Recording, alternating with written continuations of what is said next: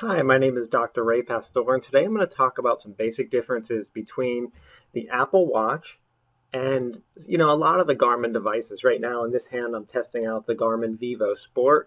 So I'm going to talk about the differences between some of the top of the line Garmin products like the vivosport, vivoactive, forerunner 935, and fenix 5 versus the Apple Watch. And, I'm coming at this from a workout perspective. I'm not talking about smartwatch features. I'm only talking about if you are run, bike, swim, lift weights, you're a gym rat, cardio person, anything like that. So basically what I've done here is I've highlighted on my screen basic workout features, how they differ from one another. So what I've done is I've highlighted things that I think are major differences between these two things. All right, so what I think the Apple Watch has that none of the Garmin devices have are one, none of the Garmin devices have LTE. I think that's a huge difference. That's the ability to make phone calls from your device without your phone around.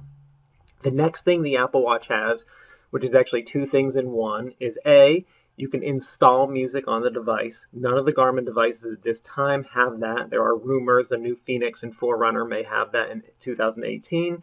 We haven't seen those yet. So that's a big difference. And the other thing is that you can actually stream music from the Apple Watch without your phone. So those are the big differences, the things that the Apple Watch has that Garmin doesn't for working out. All right, and there are some little things here, like I broke down outdoor swimming, but that's only a difference on the vivosport and vivoactive. That's the forerunner and fenix both are able to do that. So that's why it's not highlighted in yellow, because you can get that through Garmin things.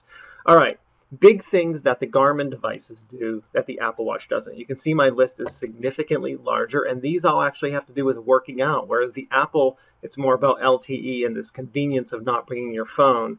Whereas Garmin, the differences are more about actually working out. So let's see, one, heart rate zones.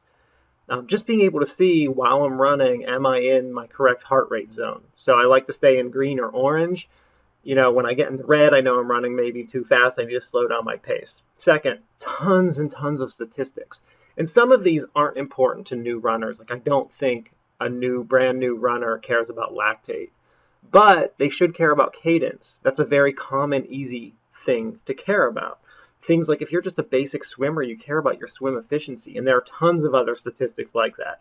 A cool thing I think Garmin has is fitness age, where it compares how healthy you are, to other people your age. Stress tracking, which I think is a really, really nice feature on Garmin. It tells you how stressed you are, when you should be relaxing. Some big features on the Forerunner and Fenix are training load, training effect, and training status. I think this is awesome.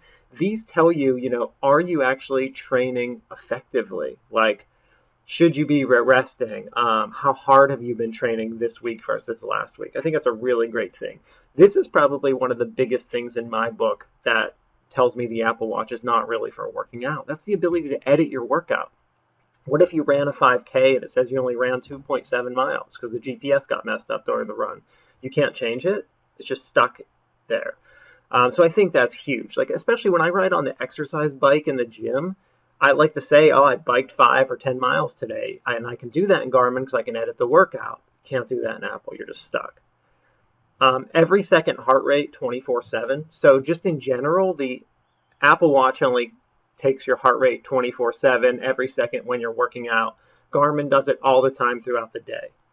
Always on screen, super important when you're running. I've been running, testing out my Apple Watch for working out, and the screen doesn't come on sometimes. And it's when I'm on a treadmill, I definitely can't take my eyes off, put them on my watch for more than half a second. When I'm running on the road, same thing. I don't want to get hit by a car.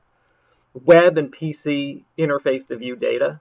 Now, I wish Apple just had all their data, but I can't view it on the web, and it's really nice to have Garmin Connect and be able to view things on the web.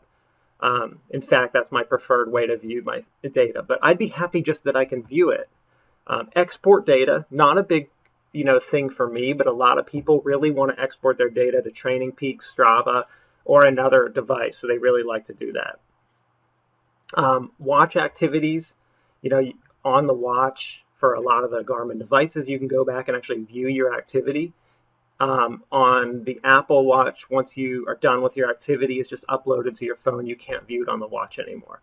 Tons and tons of graphs on Garmin, tons of graphs. You can see your pace, heart rate. You can overlay things on top of one another.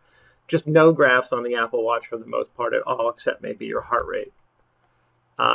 Letting you know that your GPS is active when you start on the Apple Watch, your activity just starts and you don't know that the GPS is connected yet. Sleep tracking. I get the Apple Watch is only designed to be used in the day, but it's part of your fitness to be able to track your sleep. So I think it's really important that Apple extend their battery and be able to do that. Then just some basic big similarities between the two. They do all have your standard heart rate, your high-low heart rate, your resting heart rate, your HR recovery, and your VO2 max. Those are all really super important statistics. So I'm glad Apple and Garmin both display them. The differences on Garmin, you can see those on your watch and the app and online. In Apple, some of those you can see on the activity app, some of those you have to find in Apple Health. They're not really all connected together, and it's not clear where they all are. They're in different places, so it's a little confusing, and I don't always get that. And then obviously you can see pace, distance. They all have GPS, and they all do track basic activities like running, biking, swimming, things like that. Now, how and what they track is all different.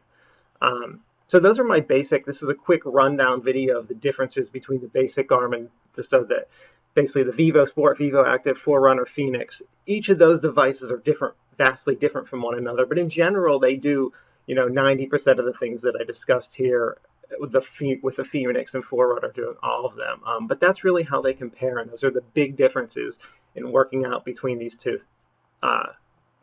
companies. Thank you.